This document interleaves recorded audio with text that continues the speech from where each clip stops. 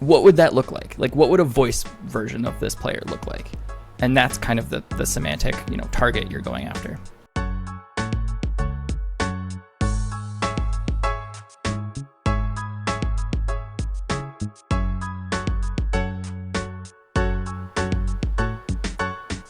Hello, welcome to the devtools-fm podcast. This is a podcast about developer tools and the people who make them. I'm Andrew, and this is my co-host Justin. Today is a special interview and a blast from the past for me. We're going to be talking with two people who have been instrumental in how TurboTax delivers its front-end experiences. How about you guys introduce yourselves? I'm David. I'm a software engineer at Intuit. I work on TurboTax, like Andrew said, and some of Mint and our new expert portal. Hey, I'm Adam, also a developer at TurboTax, mainly working on TurboTax and, anything in the front-end tooling, infrastructure, UI stuff. Kind of touch everything at this point. What do you guys work on? What is it? Yeah, so, to understand that, I actually want to go back to sort of the start of TurboTax, which is, TurboTax is kind of neat because it's a really old product by comparison to a lot of software. When you think about the fact that TurboTax, the first version was a Microsoft DOS application, it's kind of crazy. And the fact that it runs on iOS and Android, and there's still code now that is running that has those copyright lines that were really popular back in the day. And it's copyright 1985 Chipsoft. And I'm like, that's before I was born. The thing that's crazy about it is we've still got code that's running that's that old, but TurboTax is always evolving. And what's really neat is that there's been a couple major evolutions over the course of the time that TurboTax has been around. I think the first one was when it obviously went to Windows and Mac, and it went from being a very forms-centric experience to being more of a Windows 95 style wizard, where it's next, next, next, done. Doing your taxes is as easy as installing a video game. And then they took that and they brought it to the web, and then they took that and they brought it to mobile. But of course, across each one of these platforms, we really want a best-in-class native experience. And so in order to manage tens of thousands of screens of tax logic and asking users about were you married? Are you filing single? Were you serving in the military last year? Do you want to donate to the presidential campaign fund? All of those things are really not engineering problems. We really want those things to be handled by tax experts, right? Because they're the ones with the best knowledge to ask those questions. And so what we've done over the course of the last couple of decades that TurboTax has existed is create this platform agnostic way of representing these screens, these what we call interview screens. And the latest iteration of this is what we call the player.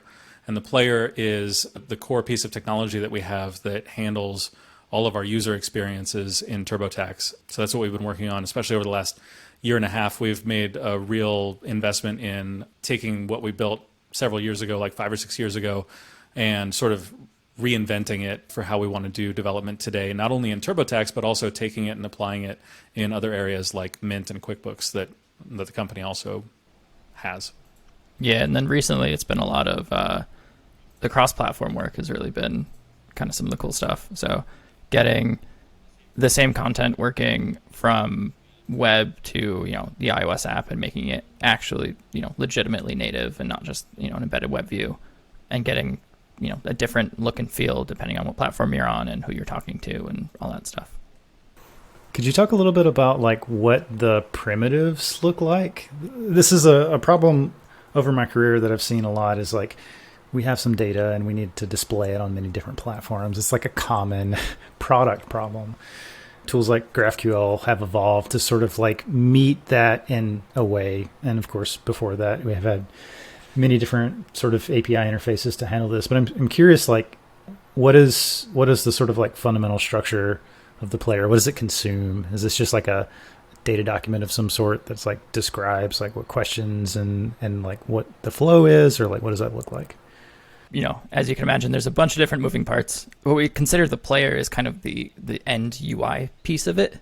And it's really this culmination of this semantic JSON that we kind of describe the questions we want to ask. So a good example is if I'm asking you to pick from A, B, or C, UI wise, that could be a drop down. It could be a bunch of radio buttons. It could be some tiles that you pick from. Might be different depending on how many questions there are. Is it the only question on the page, or, is it in a form? Are you a pro user versus, someone first time filing? All the different context goes into like how we can actually paint the pixels on the page to make it so you pick one of those three options.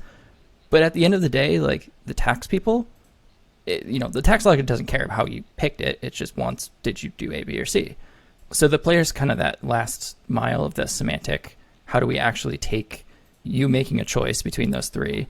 And what's the best way to paint the pixels on whatever platform you are, depending on the user and everything else around it, any other context we can gather.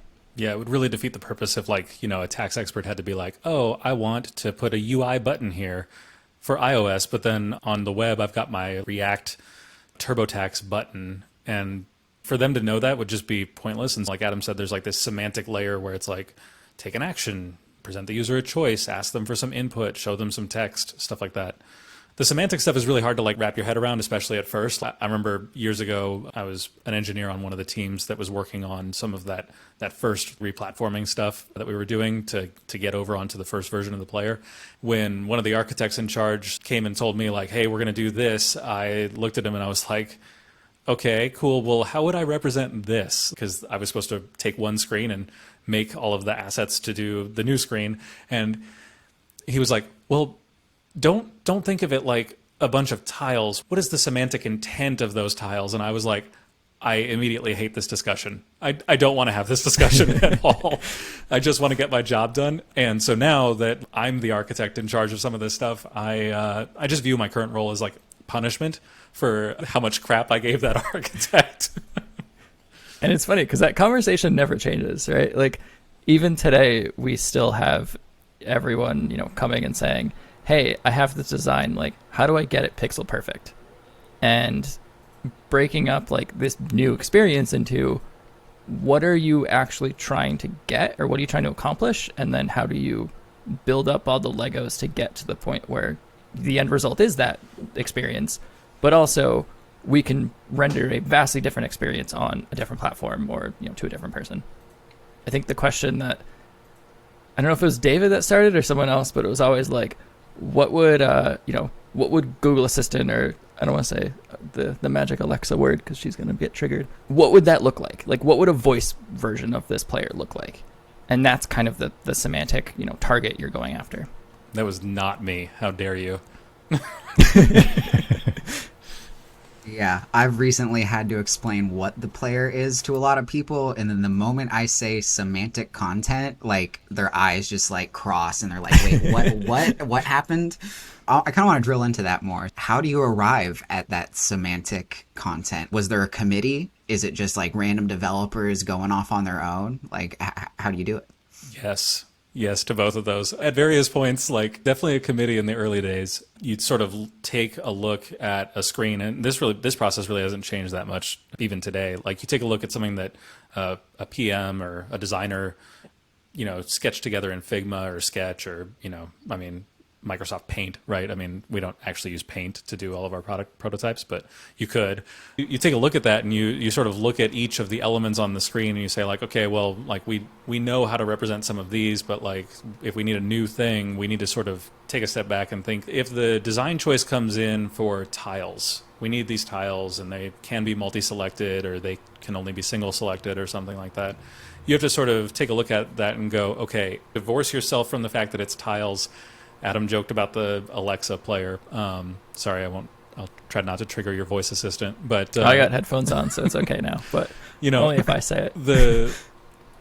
The way that you arrive at the semantic description of these things is to abstract away from the actual concrete implementation of each one of them and say like, okay, if we're asking the user to pick one of these tiles, that's a choice. And so it's no different than the drop down or the radio button or the set of checkboxes that we had in a different manifestation of the choice. And we're going to represent it that way with like a slight modifier. So you put like a type on it, or you put some other metadata that allows you to sort of distinguish between which type of choice you want the user to make. and then you leave it up to the platform, right? You can imagine a tile selection screen being like 4 wide and two or 3 high, and you've got just a bunch of grid tiles laid out on grid.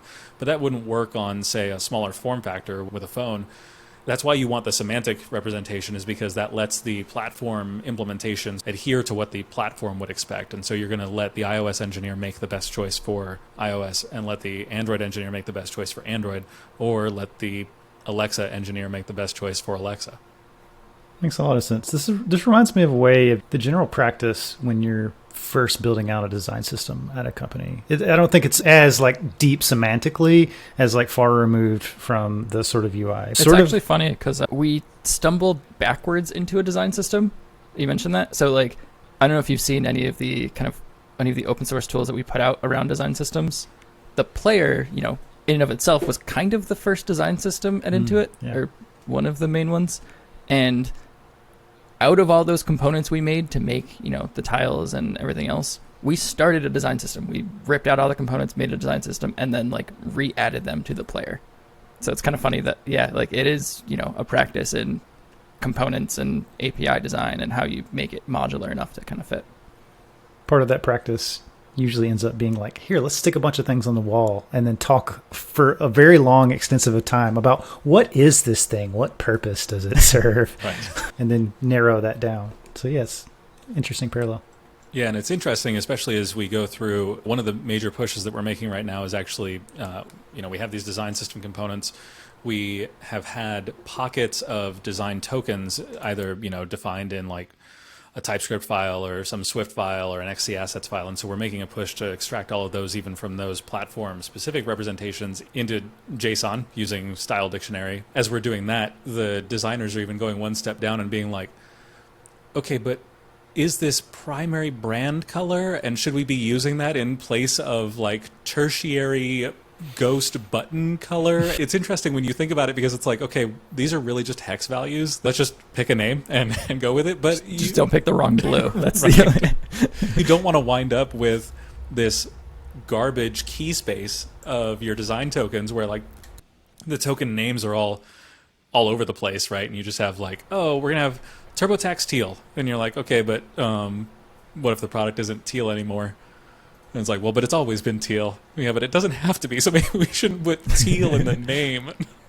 Has there been any examples of where it's not gone right? I know, having been on the player team, that we strived for semantic excellence in our JSON, but has that always been the case at Intuit? Have there been new examples where it's not gone that way? This is kind of one of the things that, to me, also comes up in design systems a lot, where we talk about overrides or anything like that. Inherently, semantic JSON, we want it to be patternized and highly structured and everything. But any A/B test is inherently an anti-pattern. Even in the UI world, if we're changing the color of blue, like that doesn't fit the rest of the world that we're in. You always need some sort of ability to relax the rules a bit or deal with the rules when they're not always going the right way. So I think that is our biggest struggle, is like, how do we deal with tests and A/B tests? How do we circle back and actually close the loop on a lot of these experiments when they might start out with, I'm making this custom asset and this custom JSON structure for my one use case. And we know that's not sustainable, but maybe if it wins, then we can go and revisit the 2 other assets next to it, and how do we restructure things to make it so it does fit the rest of the family now. I think it's an interesting problem space, especially in the the design systems world as well, where I know we've had a lot of people discussions around, like, do we allow style overrides? From a design space, it's like, well, no, you should fit the system. But when we're talking about an A/B test, well, that it is not the system. Like, we're trying something new. It's really hard when you're first starting out, right? Because like you have nothing. It's the blank sheet of paper problem where you have to first define what the primitives are and figure it out. I think the semantic stuff works really well if you've got a structure and sort of a pattern to your experiences. Like I said, this was born out of TurboTax, right? TurboTax is a really unique product in that it has tens of thousands of screens defined by tax experts, not engineers. We don't have enough engineers that if you wanted to handcraft each one of those screens that you'd be able to. There's like no way we wouldn't get TurboTax out in time every year.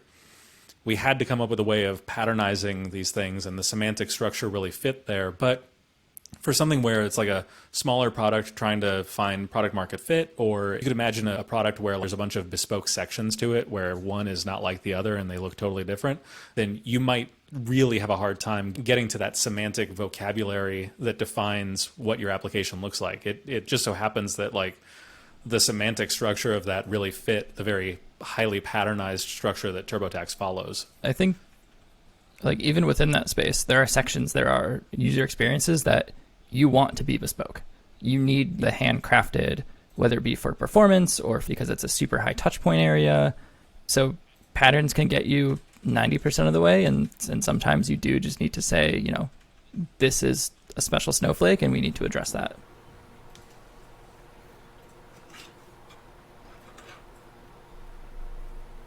It's always the challenge with any of these systems that we build. It's the constraints that give us the power to like move faster, to simplify our implementations. But also, if you're going against the constraints, it like imposes a lot of restriction, both by design and as an unfortunate consequence of the system. That's always a hard trade-off to make.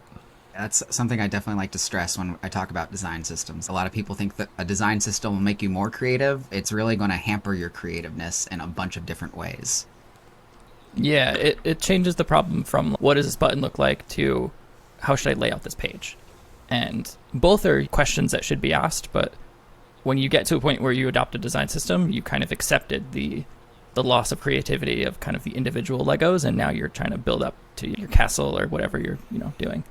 Yeah, it's more like building a mosaic as opposed to an individualized piece. I mean, I don't know, this is more of a philosophical topic, I guess, but there's a lot of creativity that comes when you apply constraints. It's interesting. So I work at Artsy right now, and I get to, just as part of my day job, just like test artworks and look at the interesting constraints that artists put on themselves sometimes. And sometimes it's just like, hey, I'll just use one color. And it's fascinating what people can do and envision and build with that. But it's a similar-ish sort of thing that we have in this world. But the opposite, not having constraints, can also limit your creativity in a really interesting way, because it becomes hard to have this consistent flowing experience. And I'm sure, as y'all have seen, it would be very, very hard to distribute this experience to many, in this case, devices, because then you're having to account for so many different things.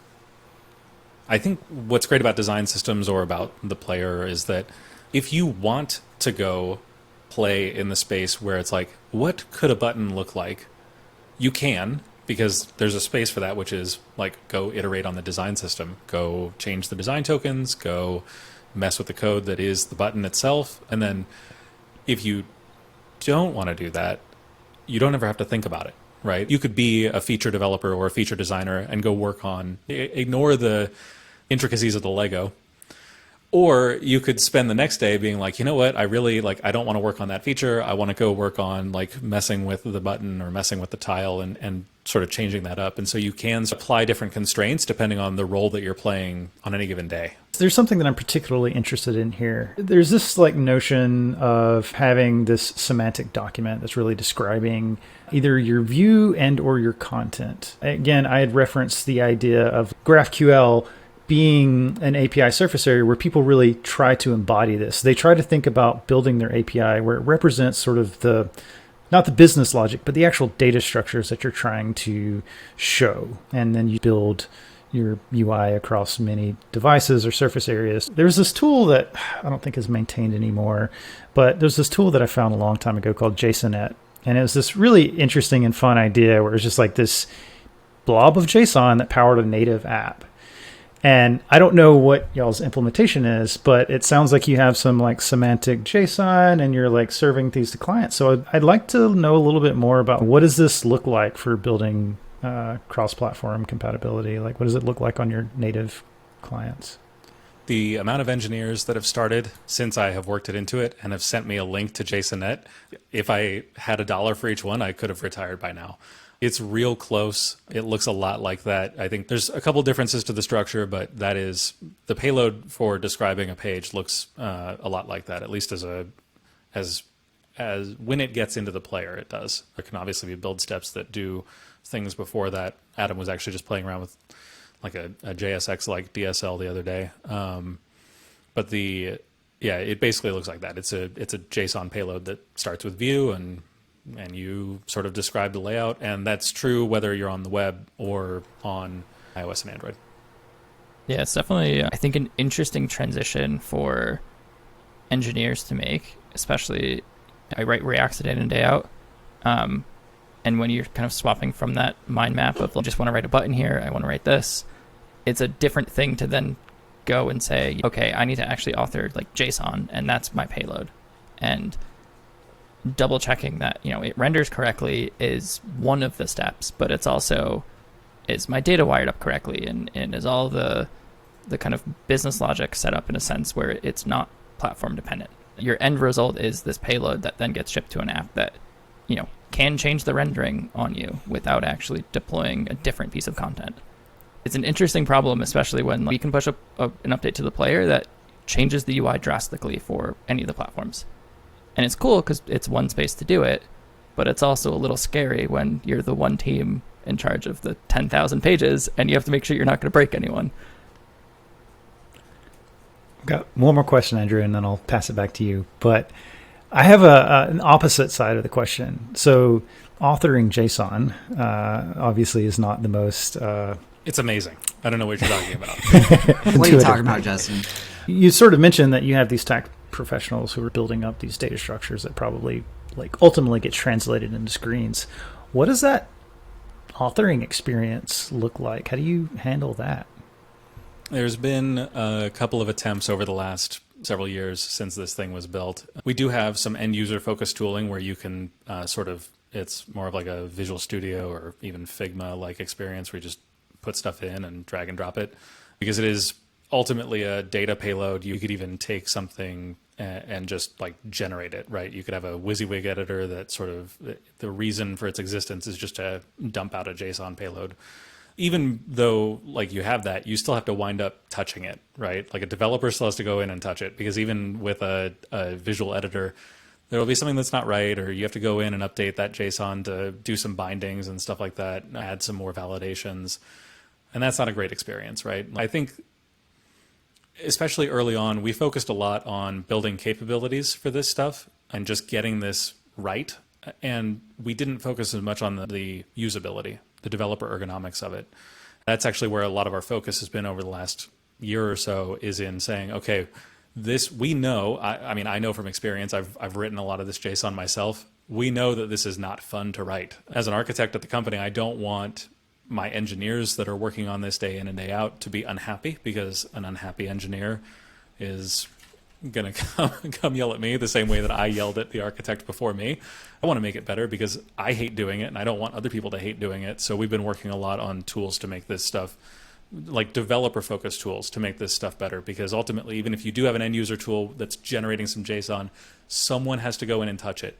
And that someone is going to be real upset every time they have to go do it if we don't make it better than just writing code inside strings, inside an array, inside a JSON file, which is as tedious and painful as it sounds.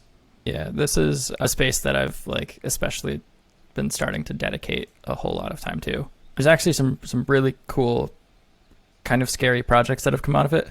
One, David mentioned, we were talking about writing our own JSX transpiler and actually creating all the components on a page as what you would author as almost a React component. Rather than, server-side rendering that to HTML, we're server-side rendering that to the JSON payload for the player. Having that kind of be your authoring experience, because we know a lot of people are super comfortable with that, especially at the company, like all of our front end is React. That gives us a build pipeline to generate the JSON in a way that we can actually validate and it be correct. I think one of the really difficult parts is because the actual JSON itself is so flexible, it is ridiculously hard to validate. When we talk about TurboTax has this set of components that it uses and its own kind of language to describe the UI. Mint has its own set. QuickBooks has its own set. Every application defines their own semantics. So me as the library author, I can't make the assumption to say oh, you're running within this app, so here's what you have access to. I need the tools to be able to accept kind of this dynamic language configuration. And then all of the validations for, whether the payload or the JSX, everything needs to kind of learn from that. So one of the things that we struggled with early on, and what we found was, documentation gets out of date really quickly. We know that we can write a React component to render the tile or the button, but like that payload needs to match up with what users are writing in content. For as many times as you can document the props of a thing, like it's always wrong. The only right implementation is the runtime one.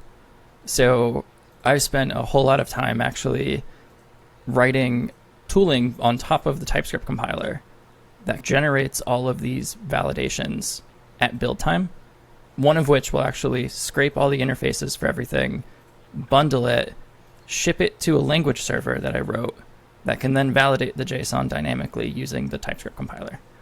So it's this kind of like full cycle of, we want one source of truth, but then we want all of the tools in the right place to be able to accept, and dynamically change themselves based on what they need to do. So like, just to dumb it down a little bit for users, what's the end user experience for a person in VS Code? You get cool autocomplete in your JSON, which is actually powered by like the types, as opposed to struggling with, we've all had the experience where you are in basically, you're in a language and then you have to drop into something smaller. Think about like the early days of GraphQL where like the template strings wouldn't have their own special formatting and stuff like that. So you'd get just basically notepad.exe for that section of your code, and you've got real nice surroundings, and then you're back in just, I am editing nothing. I'm editing a plain text document now. And so we avoid that by doing all the stuff that Adam was talking about. And so you actually get like full autocomplete for all the stuff that you expect. And so we guide the user through things, even though it still is just JSON. It's like JSON on steroids. And then that also like helps with, a bunch of like linting. So it's not just the language server, which enables editing. There's also linting tools or code mod tools that you could envision coming out of this. And if you have that built-in AST and you know all the types, then you can sort of expand from that one validation into a whole ton of other stuff that allows you to sort of modify the structure of that code. Because it is code, right? I mean, like, we're talking about JSON. It's data and code, which allows you to do a bunch of cool things. Yeah, if you look at expressions, it's code. Right. Adam can tell you, he made it a syntax highlight. I did. I wrote a few parsers for that. So tell me about this expression thing.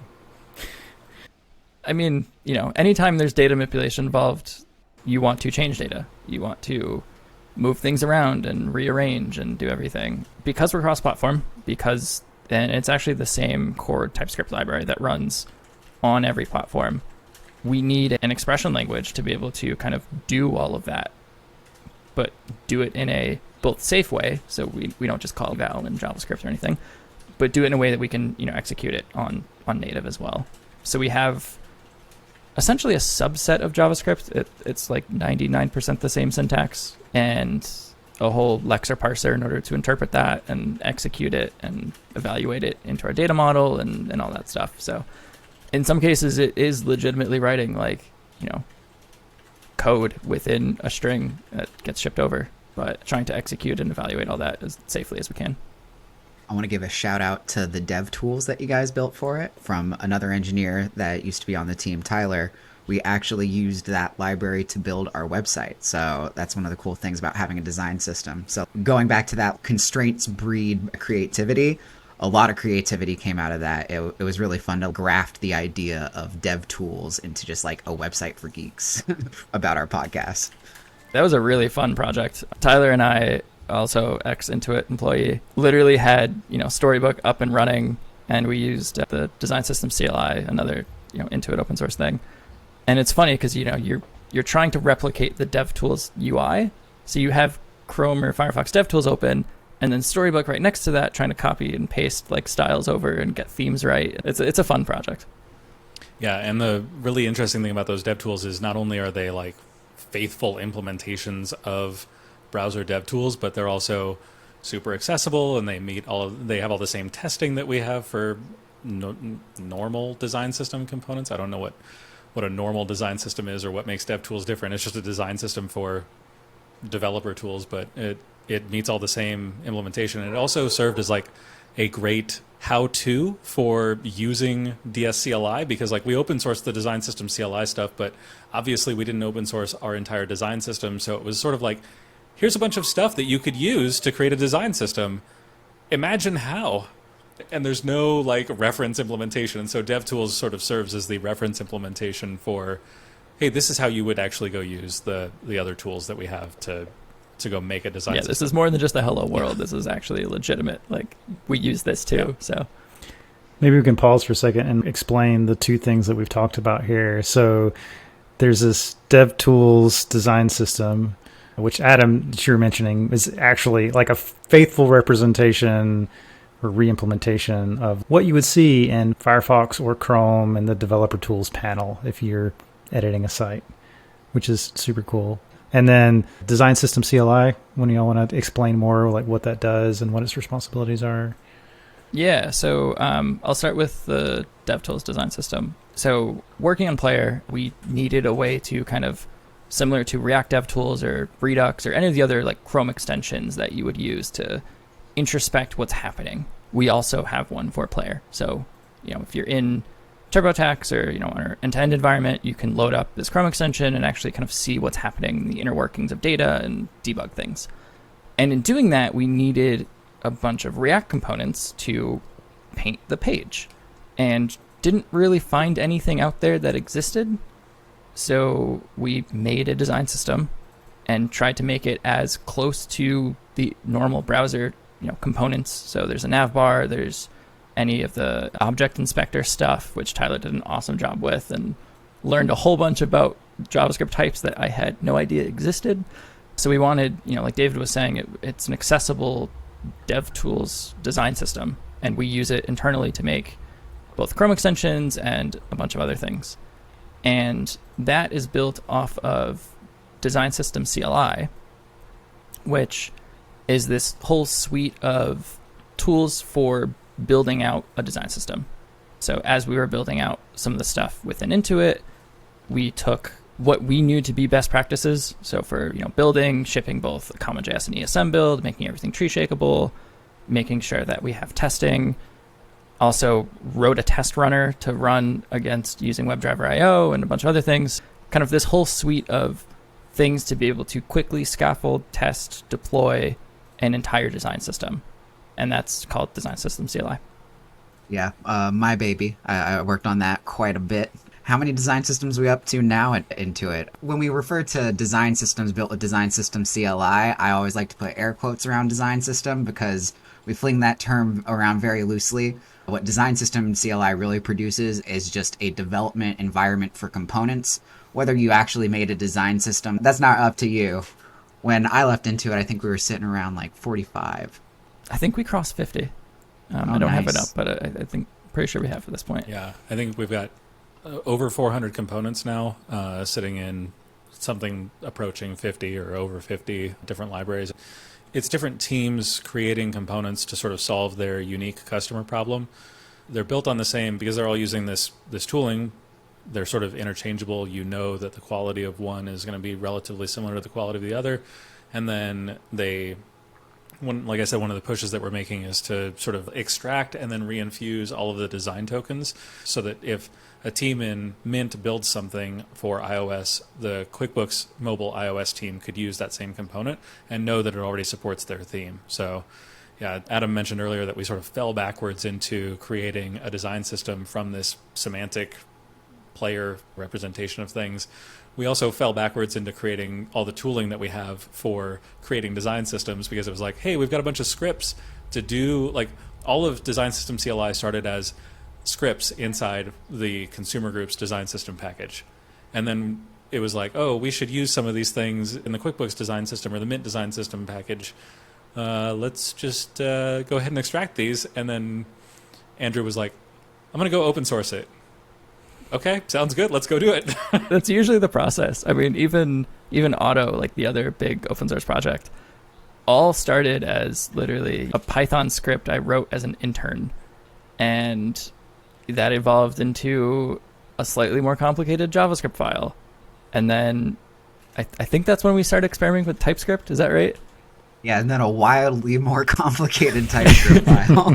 Yeah, it was like, hey, what if we try out TypeScript? And then eventually one day it's just like, hey, Andrew, you want to open source this? Okay. And that's kind of the path that we started going down. I mean, yeah, Design System CLI was a bunch of JavaScript files in a build script in one of our repos. Just like, hey, some other team needs this. What if we kind of package this? And we had a new open source project. That's definitely one of the things that the player team is good about. The two people that we have here today are excellent at drawing boxes. I always make the joke that architects draw boxes, but David draws good boxes, and Adam really taught me like the boundaries between modules and how to make like reusable code. And definitely all stems from the player team. Go ahead, Justin. I'd like to ask a little bit about open source. So I previously worked at a big media company, and open source was hard. Open source was something that you needed a lot of approval. There was legal concerns. It was not necessarily an easy thing to go through. At the same time, though, we were consuming open source like crazy, right? Everything is built on open source.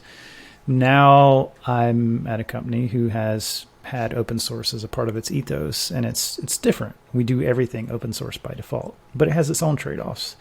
So I'm curious, Intuit being a financial company has, I'm sure, a lot of security concerns and a lot of things that you have to take very seriously when considering open sourcing something. So talk a little bit about your culture and how you think about open source and what your process is around those decisions.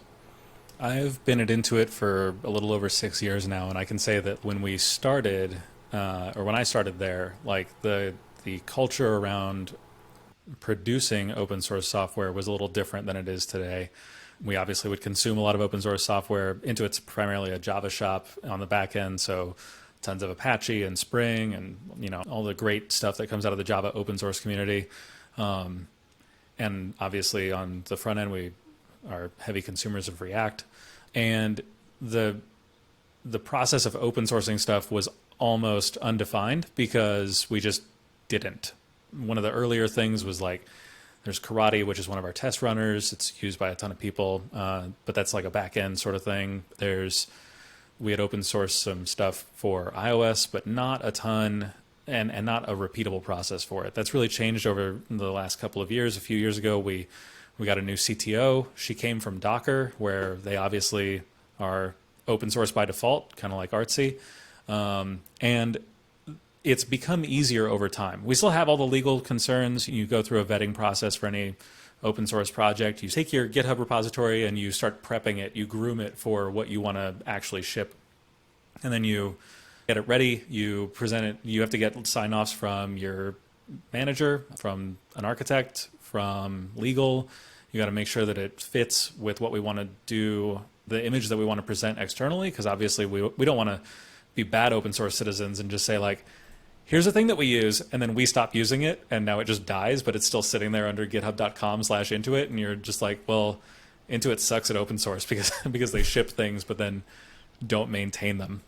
So yeah, we do go through a process. It's heavier probably than it would be if you were a smaller company that wasn't dealing with tax data or with small business data, but I think it's gotten remarkably better since the time that I've been here. So I think it's still something that we're growing and learning as we keep going. The player team being one that has open sourced a whole bunch of projects. It's interesting having we have a new manager that came on talking about how part of our normal life cycle is managing open source stuff, managing GitHub issues and requests that come in, and support channels for projects that we wrote that we now have to be good citizens about and help people out onboard to. So there is some, maintenance involved with open source. It's not just ship the code once and you're done. And I think that's something that may surprise people when they, first initially come on. And it's the investment is hard to maintain, and it's definitely something that you got to carve out of your quarterly plans or your yearly plans. And you're saying like, hey, I'm going to devote X percent. Well, that's X percent that's coming out of your total overall development budget, right? And so it can be hard, especially when you're looking for something where it's like, oh man, if we could just get one more thing in, oh, but there's this juicy, 5 to 10% of time that we could cut over here. And it's like, no, no, no. We've gained more from that 5 to 10% of investment than we will ever get from cutting that. So don't touch it. That's like one of the best return on investment that you can get, because, I mean, you think about design system CLI in and of itself, it's a set of scripts that utilize other things. I mean, we're sitting on top of an amazing software ecosystem. We've got Storybook, we've got Babel, we've got Webpack, we've got all these different things that are sitting underneath there that, I mean, let alone like the actual design system components, React, Jest. We've got all these tools that we're using. We would never be able to build all those ourselves. And so being able to consume those and then contribute back to that ecosystem, that pays dividends. Like I said, I think our CTO, she's one of the things that she did when she got that job is she's like, look, this is how we were able to succeed at Docker. We did a ton of open source. We worked in public. We got more contributions. We contributed back. It was a thriving ecosystem. And having that sort of air cover from the CTO level lets me as an architect in a business unit say like, hey, I know that we want to shave some time here and like cut that investment and go reallocate that time. But if I can point to the CTO and say, well, she said to, then really no dev manager can tell me no, can tell me no, right? Yeah, and I say I love that. Like, it's seeing that change, and I've been into it for just about 5 years now, I think. It's been really cool to see that whole change. I mean, Andrew and I gave a talk at Dev Week with one of the main Storybook guys, and we would never have gotten there without both Auto being released and contributing back to Storybook and that relationship and building that. That's been awesome just to kind of watch unfold and change a lot. Yeah, it's really cool to see what a quality developer tool can do. I spent countless hours developing Auto and never would have expected the type of adoption we saw into it, but like the amount of dev hours saved because of a release automation tool is just like staggering when you add it all up. And not just even in JavaScript projects. It's like we use it for iOS projects that are releasing CocoaPods. We use it for Android projects that are releasing AARs. I mean, it's all over the place. I personally use it on a couple of back-end projects that I maintain, just small Java libraries that are just dumping jars into Nexus. And it's kind of amazing that it's like, oh, this was just a Python script or eventually a more complicated TypeScript project. And now we're just using it for releases all over the place, even outside of the web ecosystem. Built on giants. I like to brag that we use the same plugin system that Webpack uses. Yeah, and that, I mean, Tappable in and of itself is, I think, one of my favorite projects out there. Like, almost any pluggable or semi-complicated app that I build or library, it's just a matter of time before we pull in Tappable. I liked it so much that we created a Kotlin version of it using some time from one of our hackathon weeks.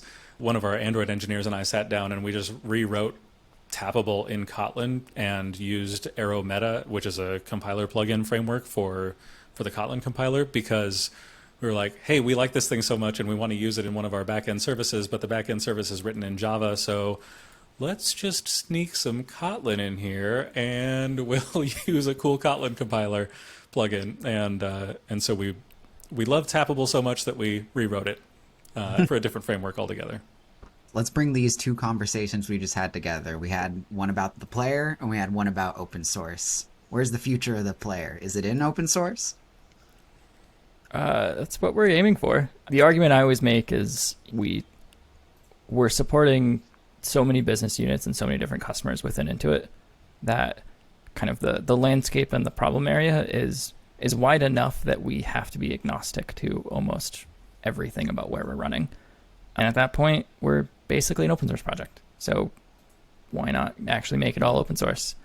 And that's what we're building towards. We talked about kind of I think one of the last miles that we have is some of the developer tooling around content authoring.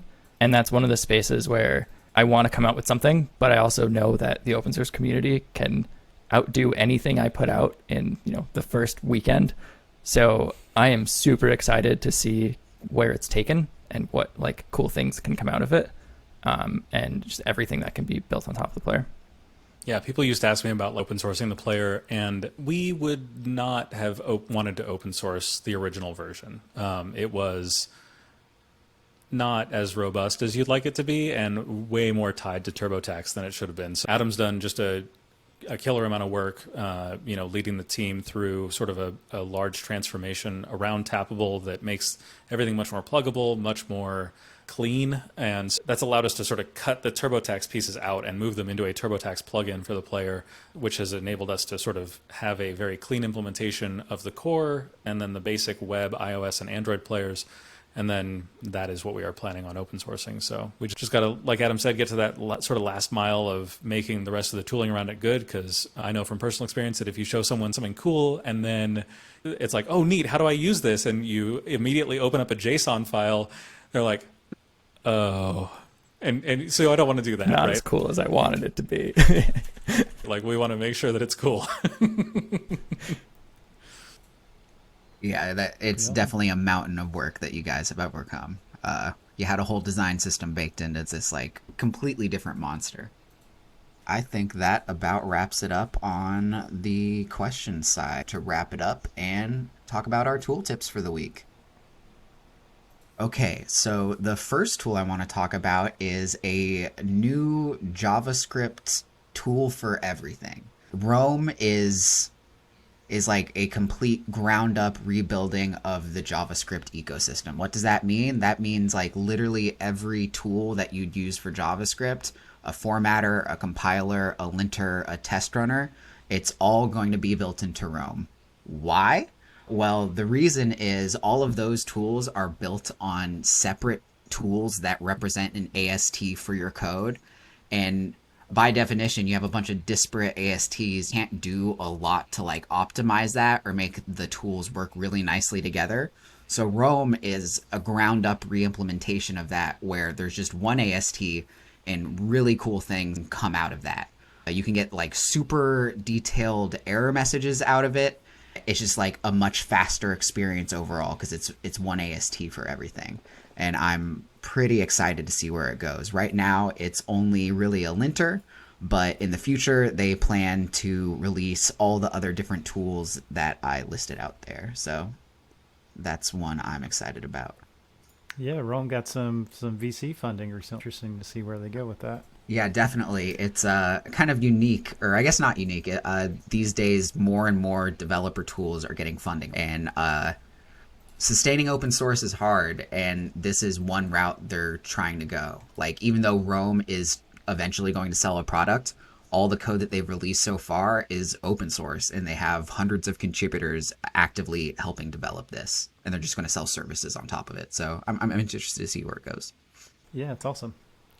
So my first tooltip is this tool called Betterer. It's created by Spotify Expense.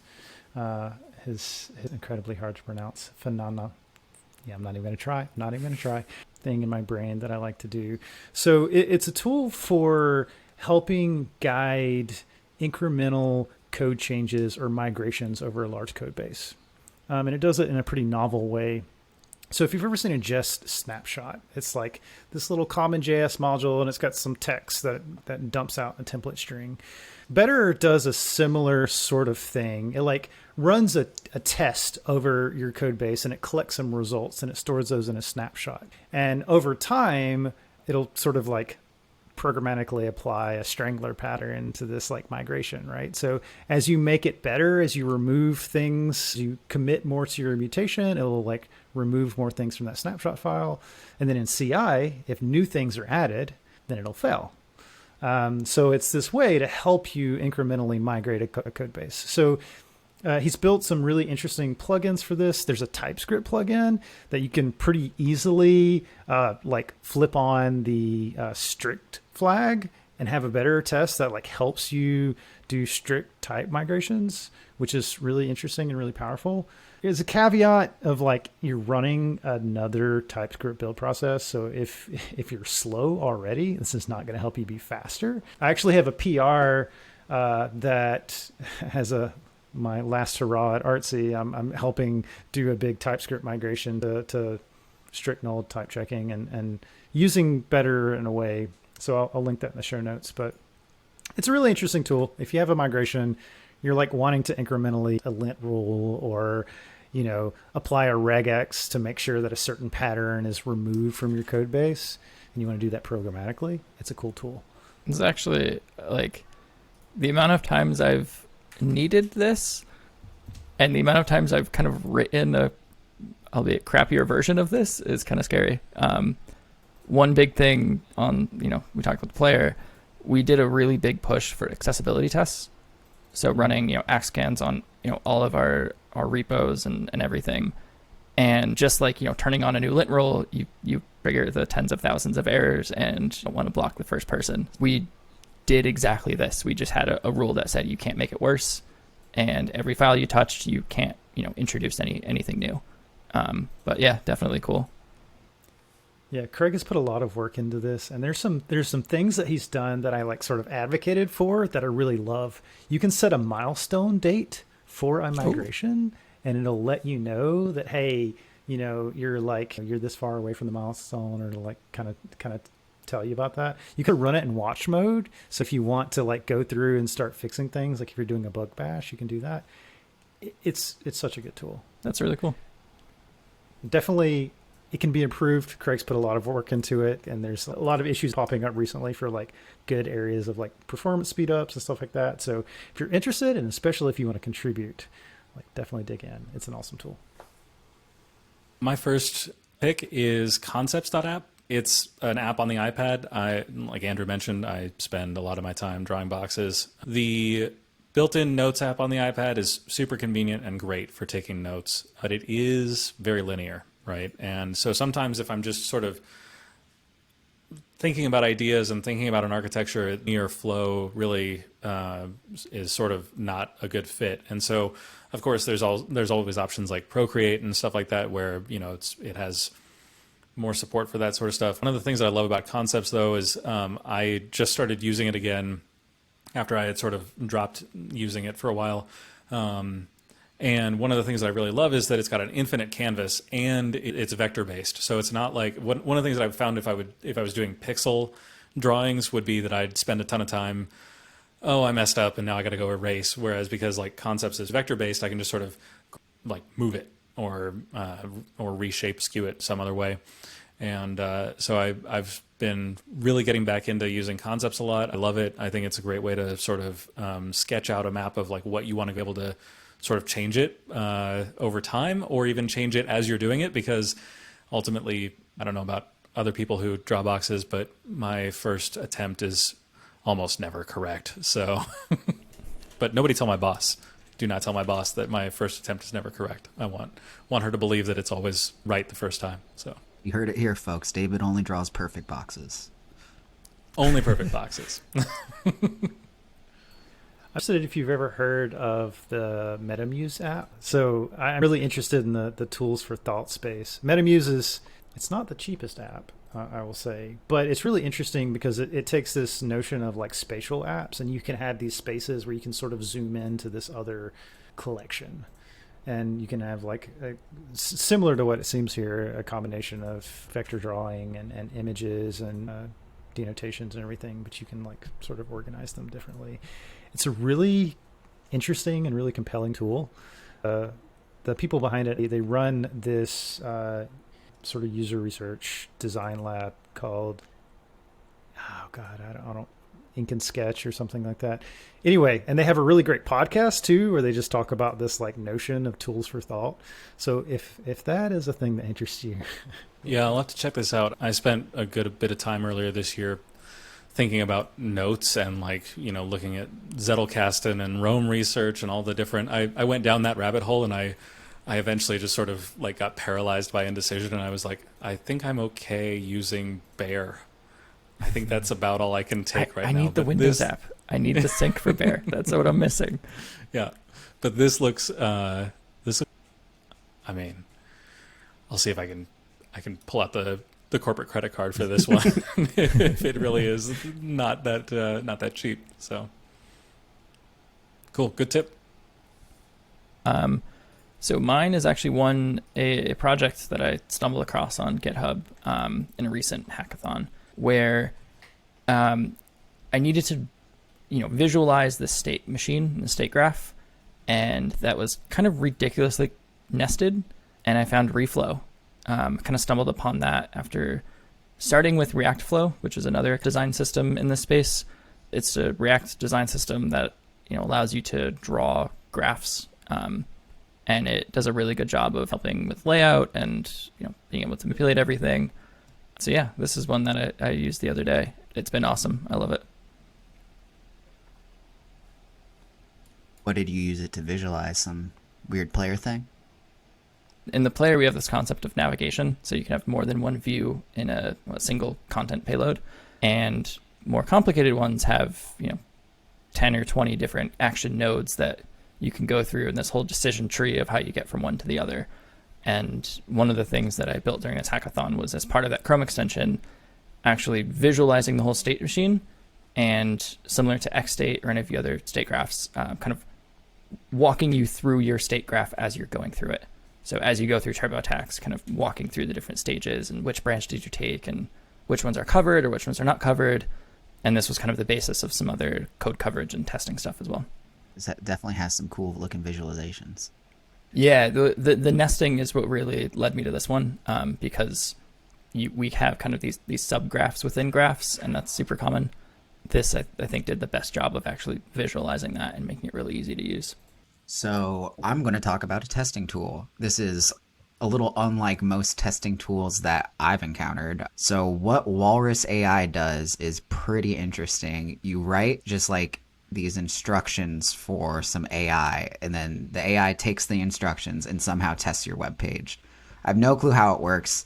It's utter magic. A test, literally, you just tell it, hey, go register with an email, phone, and password, verify the code, do some stuff, and it does it somehow. And then they take that and just build an AI model out of it somehow, and you now have automated tests with like no work. And then the cool thing about writing your tests in plain English is you don't really have to be a developer to write plain English. So you could potentially have QA people or QEs who don't know the primary language you might usually test in, just writing these what looks to be YAML test cases. And for the most part, YAML's pretty simple. This reminds me a lot of like Cucumber tests, but without actually having to write all of the crappy code behind your Cucumber tests. And that was always my problem with Cucumber, is like anytime that I would be like, oh, this is going to be great, I'm going to have people who aren't developers writing test cases, and then they would type out a sentence and I'd be like, oh, I have to go parse the oddities of that sentence that they just wrote. Can you maybe constrain your vocabulary that you're using a little bit more? And they're like, this is too difficult. And I'm like, okay, never mind. Which just proves that I'm not even as good as I'm not even as good as an AI at that point. So like, I got my start in open source maintaining a Selenium library binding for a test framework called Robot Framework. It is a keyword-driven test framework. You write your end-to-end tests in what looks like an Excel spreadsheet kind of thing, where they're like keywords that do different things. It's really interesting, fun Python open source thing. I kind of fell in a hole for a year and did that. The space is hard because like the things that they tell you, oh yeah, it's Cucumber tests or whatever, you just write your behavior driven stuff and it's fine. And it's like never true. And the thing that scares me about this is like, what happens when the AI just doesn't know what to do? Like, how do I tell it, hey, actually, here's the thing that I meant for you to do? Like, hey, the AI doesn't know how to report bugs, so there will be less bugs. Yeah. Well, maybe that's a feature. All right. So we were talking about tools for thought. So I use Obsidian for like all my day-to-day like note-taking, which is fun. But one of the things that I've been really looking for recently is like while I'm reading things, I want to be taking very active notes and be keeping track of those because like if you're not actively reading, it's hard to retain much. And I've sort of had my eye out for a tool for a while, and this one seems really interesting. So this tool, Polarized, essentially lets you load up an ebook, a web page, PDF document, and you're able to sort of make an inline highlight and then add notes to that. And sort of track those things over time, and you manage your library through that. It's a really interesting mechanism to sort of do active reading or incremental reading or whatever you want to call it. Unfortunately, their web-based thing is all Chrome-based, so they have a Chrome extension. So if you're using Chrome as your daily driver, that's really great. I don't use Chrome at all, so that's not great. But you can import EPUBs, and that's kind of cool. So, yeah. It's interesting that they mentioned GPT-3. It's like, what exactly is AI doing here? Like, yeah. So if you've ever heard of Anki, so Anki is like a space repetition software, right? Mm-hmm. And you can create these flashcards to help you memorize certain things. Well, this software will actually create a flashcard for you out of a given piece of text. So you can highlight a piece of text and ask it to create a flashcard, and it'll use GPT-3 to create a summary of that, and that'll be like the question on the flashcard. And then you can go through like a whole space repetition thing where like asks you the question and then the answer is like whatever you highlighted. I feel like this is what I need in high school and college. I just, didn't take as many notes as I should have, but this is something that I would find myself using a whole lot. That's cool. I didn't take notes, and I certainly didn't make flashcards out of my notes, and I certainly didn't do as well in school as I should have or would have had I did this. I feel like GPT-3, there was one tweet about it that got just massive spread last year, and I was like, oh, that's interesting, but I don't know how real this is. And now, 6 months later, 9 months later, whatever it's been, it's everywhere. It's in everything, and I'm just like, oh, maybe it was real. Maybe it was real. Maybe that was a real thing that could actually work and could be real cool. Yeah, I saw a tweet from a designer at Figma, and he made a GPT-3 Figma plugin where you describe your UI, and it puts that on the screen. That's pretty cool. So is that next step for player, GPT-3? Yeah, definitely. Forget JSON. Just write down what you want, and it'll compile it down to JSON. Can you just give me an input field where I can write "do my taxes" and then it just does it? That would be great. I think that's definitely high on the list of things to do. We can try to make that work. It's just the button that says done. Right? Yeah, right. Yeah. Send me a check, please. I guess I'm up next. So when I'm not drawing boxes and I am writing code, I've been using a ton of different diff tools over the years, and I had sort of settled on diff so fancy 3 or 4 years ago or whenever that first came out, and I just sort of left it alone. It's like one of those things where you're just like, this is great. It's good enough. This is what I'm settled on. I was working with another engineer the other day. We were pair programming, and he did a git diff, and I saw some output, and I was like, what are you using? That is so much better than what I have. And he was using Delta, and not only can Delta do everything that diff so fancy does, but it does a lot more, and it's actively updated and stuff like that. So I was like, I'm just going to go install that. And, of course, switching diff tools means that I have to go find every spot where I added it to my git config or, changed my pager or whatever. It's a delight. Every time that I do a git diff, I'm like, oh yeah, that's right.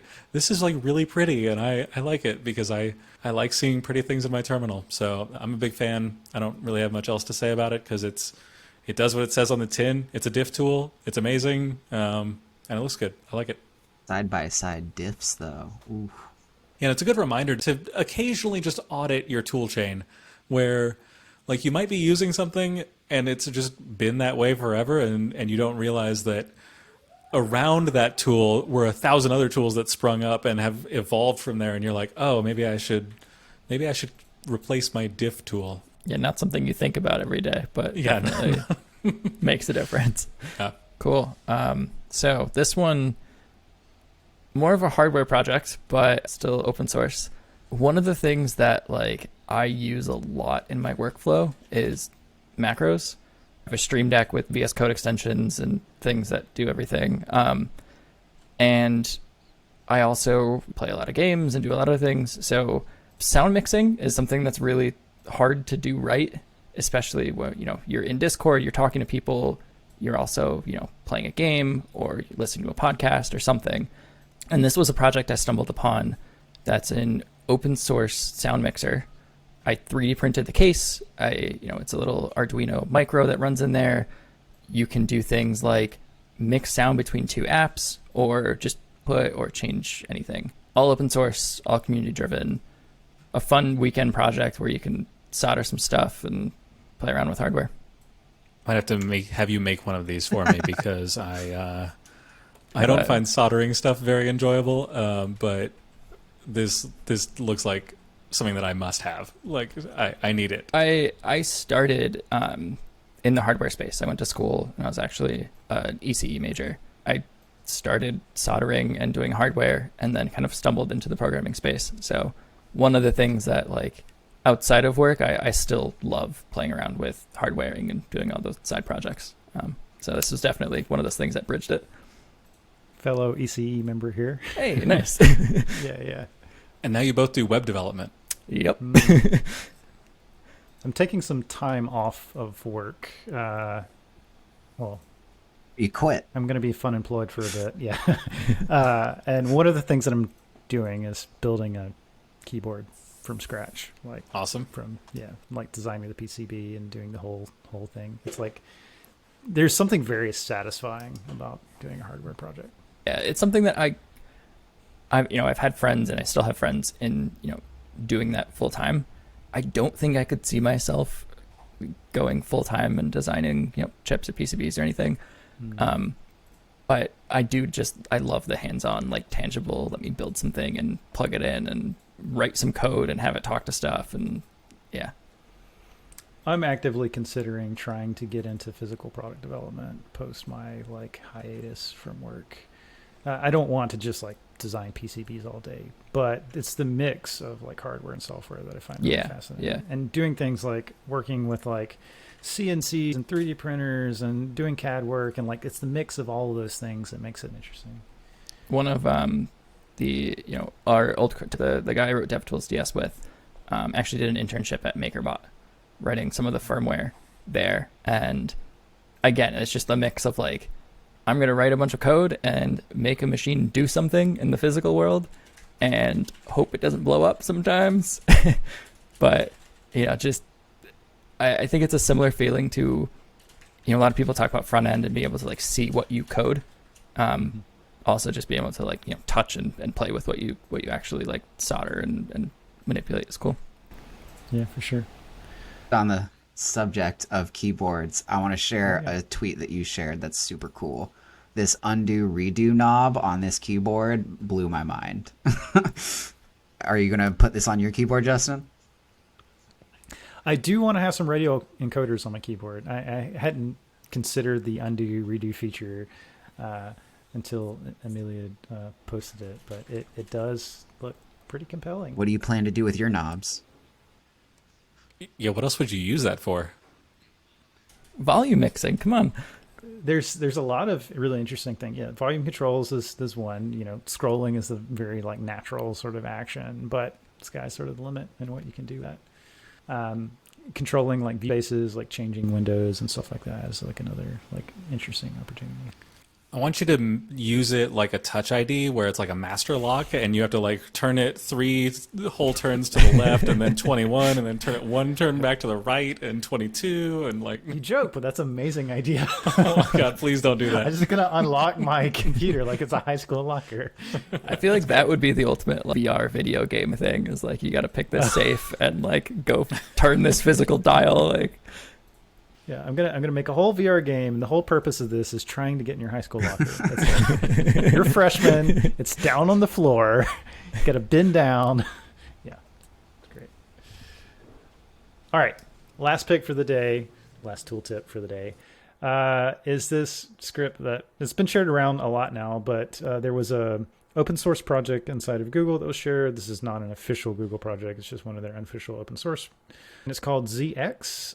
And it's this script execution environment. Reminds me a lot of Shell.js, if you've ever used that, which provides some shell-like commands in JavaScript, but it gives you this execution environment where you can write these pretty terse statements. You're still in JavaScript, but you're using like these special template strings to be able to write sort of native process, and it batches together and like gives you good mechanisms to handle them. Actually, one of the most mind-blowing things, and I don't know if this is like just an amazing thing or if just is like the worst idea ever.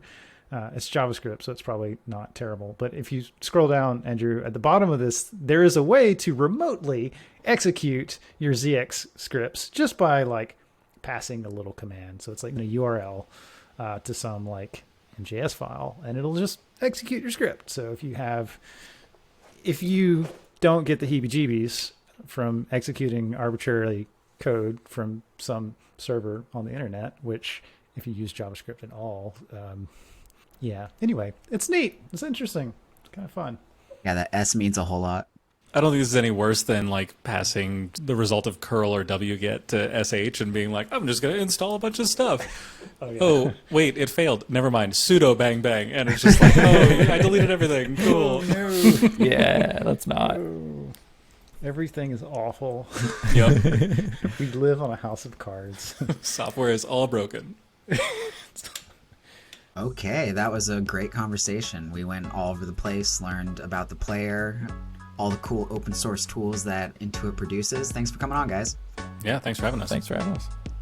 That's a good time. That's it for this week of DevTools FM. Follow us on YouTube or wherever you consume your podcasts. Thanks for listening.